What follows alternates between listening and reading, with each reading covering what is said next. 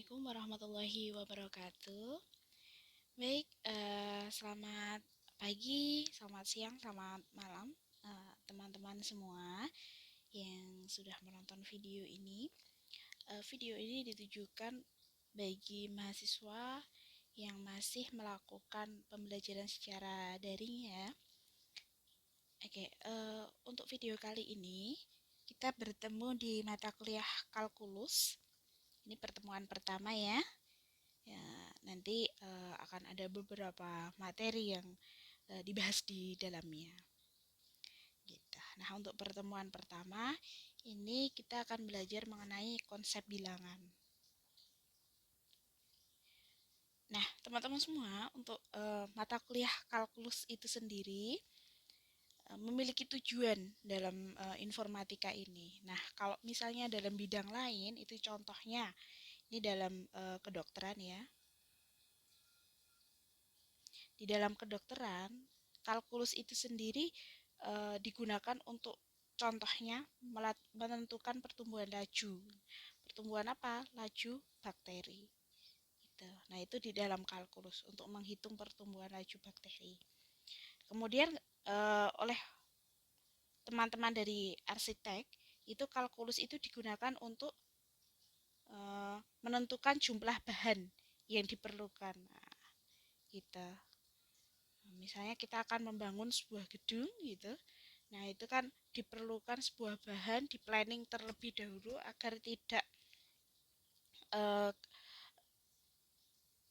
agar tidak kelebihan atau kekurangan bahan saat pembangunan gitu. Nah, konstruksinya otomatis ditentukan terlebih dahulu. Kalau yang di sini ini melengkung berarti kan nanti ada persamaan fx gitu ya kalau dalam kalkulus. Kemudian ada grafiknya. Nah, gitu. Seperti itu. Nah, contoh yang lain penggunaan kalkulus yaitu untuk menghitung pusat massa atau pusat gravitasi. Nah, ini fisika ya. Fisika. Dalam apa? Dalam kendaraan sport. Nah, ini digunakan oleh mereka para teknikal kendaraan bermotor. Seperti itu. Nah, para para engineer motor itu menggunakan kalkulus untuk menghitung perputaran bola, perputaran roda, mesin dan lain sebagainya seperti itu. Nah, kemudian untuk teman-teman dalam desain grafis, multimedia gitu, itu untuk menentukan model 3D-nya. Nah, ternyata model model gambar 3D itu bisa ditentukan menggunakan kalkulus. Nah, fungsi dari kalkulus itu sendiri seperti itu. Nah, kemudian kalkulus itu sendiri teman-teman itu bertujuan untuk membentuk pola pikir yang logis dan sistematis. Kalau kita ketemu dengan mata kuliah logika informatika, ternyata di dalam kalkulus juga masih ketemu yang namanya logis. Nah, kita memang di informatika itu kita diharapkan bisa berpikir sistematis dan logis. Nah, ini tujuannya nanti ketika kita coding gitu. Nah, ini di sini agar dapat merumuskan dan menyelesaikan beragam masalah dalam ranah informatika. Ini yang dimaksud ini nanti menyentuhkan masalah saat kita coding. Kita coding itu kan membuat program. Tujuan membuat program itu apa? Ya untuk menyelesaikan masalah gitu. Nah, nanti di dalam coding ini harus dirumuskan. Cara merumuskannya dengan apa ya? Dengan kalkulus dan logika informatika. Seperti itu. Nah, mata kuliah kalkulus ini sendiri teman-teman ada 3 SKS. Nah, untuk yang offline atau tatap muka atau luring itu dibagi menjadi 2 pertemuan. Yang pertama yaitu 2 jam. Hari ini hari Rabu. Hari Rabu. Kemudian yang hari Kamis itu 1 jam. Gitu. Nah, teman-teman sendiri di dalam surah Yasin ayat 62 nih. Di sini kita sudah ditanyakan apakah kamu tidak memikirkan. Nah, memikirkan apa dalam sini? Ketika kita berpikir itu harus yang logis dan sistematis. Seperti itu. Itu kaitannya dengan ayat-ayat di dalam Al-Qur'an seperti itu nggih. Di sini. Afalam takunu takilun seperti itu. Oke. Untuk mata kuliah kalkulus kali ini ada 8 pembahasan ya di sini. Ini nanti akan diampu oleh saya sendiri dan juga Pak Imawan.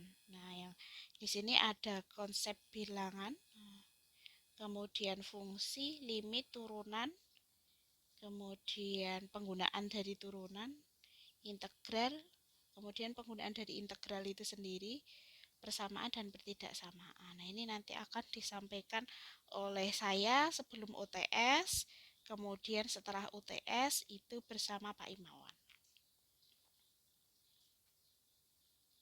Baik, teman-teman sekalian, untuk penilaiannya sendiri ini prosentasenya ya. Tugasnya itu 20%, kemudian kuisnya 25%, nanti akan ada kuis gitu. Kemudian untuk OTS-nya 20%, untuk UAS-nya 20%, dan untuk kehadiran 15%. Ini kehadiran ini untuk yang online, ketika sudah mengumpulkan tugas ini, saya anggap hadir gitu ya. Atau boleh komen di YouTube saya ini atas nama hadir gitu. 3 ya yang online. Nah, nanti akan saya catat di situ. Gitu. Karena di sini ada kehadiran minimal 70%. Gitu. Nah, untuk grade dari penilaian sendiri teman-teman, saya harapkan teman-teman insya Allah bisa memperoleh nilai A ini ya di angka 80 gitu. Kalau A per B ya di angka 75 sampai 79, ini masih di angka B. Ini untuk grade penilaian. Nah, kalau udah di C ini kayaknya belum lulus, tapi insya Allah teman-teman semua bisa lulus ya. Untuk di C ini belum lulus. Oke, untuk referensi yang digunakan dalam mata kuliah kalkulus ini, yang pertama itu ada ini early transcendental single variable. Ini sudah saya download dan sudah saya upload nih, sudah saya upload ya di Google Class. Di Google Class. Ya, ini buku kalkulus sudah saya upload di sini. Ini ada yang kalkulus Robert dan yang tadi buku pertama tadi. Nah, ini 2 buku ini ya. Ini link e-booknya. Kemudian oke, yang pertama tadi kan judulnya mengenai bilangan gitu ya. Nah, sebelum ke bilangan kita belajar dulu mengenai himpunan. Apa tuh himpunan itu sebenarnya? Nah, himpunan ini seperti gambar ini. Benda-benda atau objek yang didefinisikan atau diberi batasan. Nah, kumpulan ya, kumpulan di sini kan ada kumpulan tas, kemudian sepatu, kemudian rok gitu ya, rok atau apa ini, kemudian sini baju. Nah, ini termasuk sebuah himpunan. Nah, batasannya apa kalau ini batasannya? Batasannya pakaian. Kan gitu. Nah, contoh yang lain adalah himpunan mahasiswa informatika yang berasal dari Jawa. Nah, batasannya apa? Mahasiswa informatika. Informatika mana? Istek Mulia Yogyakarta. Ada batasan lagi ternyata. Mana? Berasal dari Jawa. Nah, itu juga termasuk himpunan. Nah, kalau dalam matematika, contohnya himpunan bilangan bulat antara 1 sampai 0. Berapa? Ya, dihitung sendiri. 1 sampai 10. Mohon maaf, 1 sampai 10 itu berapa saja. Oke, di dalam himpunan itu di dalamnya ada yang namanya anggota himpunan. Nah, anggota himpunan atau dinotasikan sebagai ini. Tapi bukan E. Nah, seperti ini. Seperti itu. Nah, contohnya seperti ini. Himpunan mahasiswa informatika Istek Mulia Yogyakarta berasal dari Jawa dinotasikan sebagai K. Nah, ini himpunan ini itu simbolnya K, maksudnya kan di situ gini ya. Kemudian yang kedua, Galuh adalah mahasiswa Istek Informatika yang berasal dari Jawa. Nah, terus ini Fauzan adalah mahasiswa Informatika Istek Yogyakarta berasal dari Kalimantan. Kemudian di sini ada Dika adalah mahasiswa Adminkes Istek Moyoyo yang berasal dari Jawa. Nah, maka ini si Galuh ini adalah anggota himpunan K, ya kan? Himpunan K tadi kan batasannya informatika Istek Mulia dari Jawa. Nah, ternyata Galuh itu dari Jawa, maka dia anggota himpunan K itu tadi. Nah, dinotasikan sebagai ini yang saya kuning ini, Galuh himpunan anggota A. Nah, kemudian di sini ada yang kedua, Fauzan adalah mahasiswa informatika, ini berasal dari Kalimantan, sedangkan himpunannya itu dari Jawa. Maka si Fauzan ini bukan anggota himpunan dari K. Nah, maka ditulisnya Fauzan nih, bukan anggota itu gini. Bukan anggota dari K, seperti itu. Oke, untuk menyatakan anggota himpunan ini bisa dengan kata-kata. K adalah himpunan bilangan bulat antara 1 sampai 10 atau dengan mendaftar anggotanya. Itu seperti ini kalau dalam matematika atau dalam notasi pembentuk himpunan bulat. Nah, ini kan K bilang N itu harus bilangan bulat di mana N lebih dari 1 dan N kurang dari 10. Itu kalau dalam notasi itu menyatakannya seperti itu. Oke, untuk konsep bilangan sendiri di sini ada bilangan asli, bilangan bulat, bilangan rasional. Kemudian yang tidak rasional itu disebut dengan bilangan irasional. Kemudian ada bilangan real. Nah, bilangan yang tidak real itu disebut bilangan imajiner. Seperti itu ya. Nah, gabungan antara bilangan real dan bilangan imajiner itu disebut dengan bilangan kompleks. Nah, di dalam kalkulus ini teman-teman semua kita hanya belajar mengenai bilangan real. Gitu. Nah, dalam pemrograman bilangan real, ini bilangan real itu dinotasikan sebagai integer. Integer. Nah, ini nanti ini contoh kalau dalam pemrograman Java ya. Integer yang mana? Flat. Ah, yang ini, integer yang ini ya.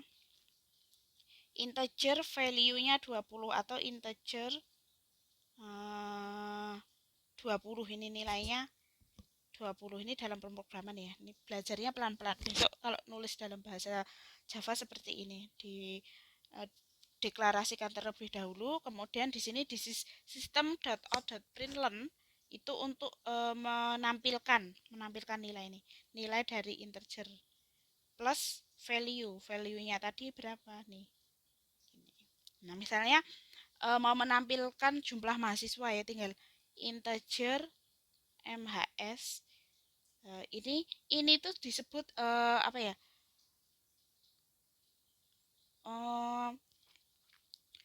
Untuk menentukan nilai ini. Nah, jadi manggilnya di sini ya tinggal bukan 20 tapi mahasiswa karena ini bisa jadi berubah-ubah kan gitu. Nah, nanti tulisnya integer dari nilai dari ini bukan lagi ya, bukan seperti ini. Berarti system.out.println mahasiswa gitu kan. Siswa plus ini berapa gitu. Oke, lanjut. Kemudian juga ada bilangan ini integer itu untuk bilangan bulat ya. Kemudian untuk bilangan real itu bisa menggunakan float atau double. Bedanya apa? Kalau integer itu tidak ada koma-komanya, tapi kalau float dan double itu ada komanya. Nah, IPK atau IP kan biasanya koma-koma. Nah, itu bisa ditentukan dengan float atau double. Kalau float itu komanya sedikit aja, tapi kalau double itu yang banyak untuk apa namanya menentukan validitasnya. Nah, agar valid kan komanya banyak gitu. Ini untuk pi ya. Pi itu kalau cuma ditulis ya sebenarnya bisa 3,14. Tapi kalau nanti datanya banyak itu nanti akan mempengaruhi hasil dari validitas data gitu. Baik, Untuk sifat-sifat operasi dari kalkulus sendiri di sini ada komutatif, asosiatif, distributif. Ini kemarin di logika informatika juga ada. Komutatif itu gimana ya, bisa dibalik kayak gini. X, Y itu juga sama artinya dengan mohon maaf Y, X gitu. Atau 2 plus 3 itu juga 3 plus 2 maksudnya gitu. Kemudian kalau asosiatif itu misalnya, tapi ini harus tandanya sama ya. Misalnya 4 kurangi mohon maaf, plus 2 plus 3 itu sama aja dengan 4 plus 2 plus 3 gitu. Itu untuk yang asosiatif. Nah, kalau untuk distributif, distributif itu misalnya seperti ini. 3 1 plus 2 gitu kan. Nah, itu sama aja sama aja dengan 3 dikali 1.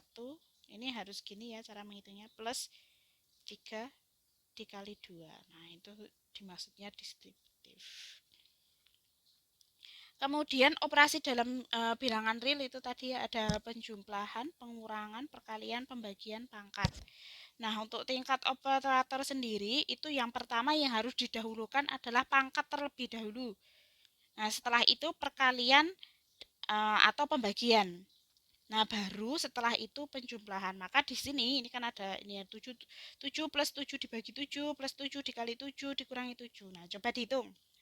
Nah, yang pertama yaitu ini kan pangkat nggak ada kan. Nah, berarti perkalian atau pembagian terlebih dahulu. Berarti ini dan ini. 7 dibagi 7 berapa? 1 kan, gitu. Kemudian 7 kali 7 berapa? 49. Nah, gitu kan. Ini berarti 7 plus 1 gitu kan, plus 49 dikurangi 7. Mohon maaf, dikurangi 7 gitu kan. Ini 7 dikurangi 7 kan gitu. Nah, tinggal 1 plus 49 berapa? 50 gitu ya. Ini untuk tingkatan operator. Kemudian teman-teman semua, bilangan real itu juga didefinisikan atau bisa direpresentasikan digambar dalam sebuah real line atau bilangan garis bilangan. Garis bilangan. Nah, real number sendiri tadi kalau tadi udah ada ya di awal itu juga berupa float dan double. Apa itu? Yaitu desimal. Desimal. Bilangan yang bisa dinyatakan dengan desimal. Contohnya apa ini? Ini contoh bilangan real gitu. Nah, bilangan-bilangan ini bisa direpresentasikan atau digambarkan itu di dalam real line. Nah, di mana poin as a point on a number line, ini maksudnya ini. Nah, ini kok rada enggak ya? Ini itu bilangannya ini.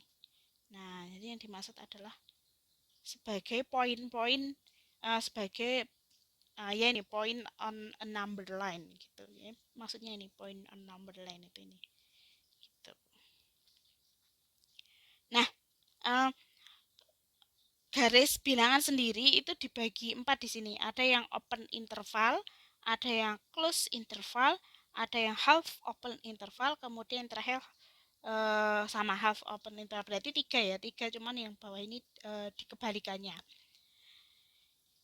Nah, yang dimaksud interval sendiri apa? A subset of the real line. Subset itu apa ya? Bagian atau sub sub itu bagian ya, bagian bagian gambar, bagian garis bilangan ini. Itu disebut dengan interval. Nah, bagian yang mana yang ini mengandung bilangan real?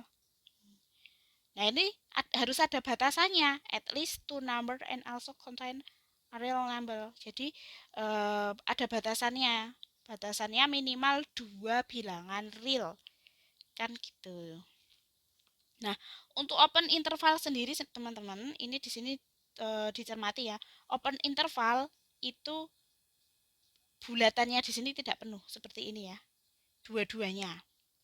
Nah, kalau yang close interval itu bulatannya penuh seperti ini. Dan untuk menuliskan itu untuk kurung di open interval itu kurungnya lengkung seperti ini. Sedangkan untuk kurung di close interval itu siku kurungnya seperti ini. Nah, gimana kalau half open interval? Ya, separuhnya kurungnya seperti ini, gitu, atau seperti ini, gitu. Nah, yang siku ini, ingat-ingat, itu harus penuh bulatannya. Sedangkan untuk yang kurung lengkung, itu tidak penuh bulatannya. Gitu. Nah, ini juga begitu sebaliknya. Nah, kemudian juga ternyata ada interval di mana di sini uh, open interval, titiknya di sini, half open interval ya kalau ini. Nih, A, kemudian di sini tak terhingga, ya kan? Ini tak hingga. Nah, hati-hati bahwa tak hingga seperti ini, itu ternyata bukan bilangan real, gitu. Jadi ini kan ya termasuk dua ya, ini ya di sini. Tapi ini bukan termasuk bilangan real karena ini masih jauh sampai sana, kan gitu. Ini juga sampai sana. Nah, contoh eh, kita menentukan garis bilangan dalam bilangan real itu seperti ini. Contohnya ini. Ini di sini ada 2x min 1 lebih dari x plus 3 gitu kan. Nah, dihitung terlebih dahulu. Masih ingat pelajaran SMA dulu? Nah, ini x-nya, ini x dipindah ke mohon maaf. Iya. Ini kalau di yang saya tulis ini min satunya dipindah ke sini dulu. Kalau dipindah ke sebelah kanan berarti tandanya harus berubah seperti ini. Ya kan? Jadi kan kemudian setelah itu x yang ini oh ini dihitung dulu. Ternyata 3/4 dihitung dulu ini. Itu sorry, mohon maaf. Kemudian setelah dihitung x yang ini dipindahkan ke sana. Kalau dipindahkan kan ini positif, dipindahkan ke kanan berarti jadi negatif. Nah, kemudian 2x min x itu dihitung berapa? Jadinya x. Gitu kan? Ini tadi 4 lebih dari 4 berarti x lebih dari 4. Intervalnya gimana? Ya ini berarti 4 dan tak terhingga karena lebih dari 4 itu kan panjang. Baik, gini. Dan poin yang pertama itu 4, poin yang kedua tak terhingga gitu. Poin 4 dan ini kan tandanya nih, tandanya lebih dari. Nah, lebih dari itu kalau di dalam garis bilangan itu dia open atau bulatannya tidak penuh. Nah, kalau lebih dari sama dengan itu baru yang penuh. Nah, gitu ya. Di sini tadi udah dijelaskan belum ya? Nah ini udah dijelaskan kan ini, udah saya merah-merah ini. Ini. Gini ya, perbedaannya seperti itu. Nah, oke, jelas ya kalau sampai sini. Kalau ini cuma lebih dari itu berarti dia tidak penuh bulatannya. Kemudian tak terhingga berarti bablas sana. 4 bablas nganan terus gitu ya. Itu intervalnya karena di sini x lebih dari 4. Nah, gitu kan. Lebih dari 4 itu kan 5 6 7 8 9 sampai berapa ribu juta gitu kan. Gitu. Oke, kemudian contoh yang kedua ini ada x kuadrat min 2x kurang dari 3x.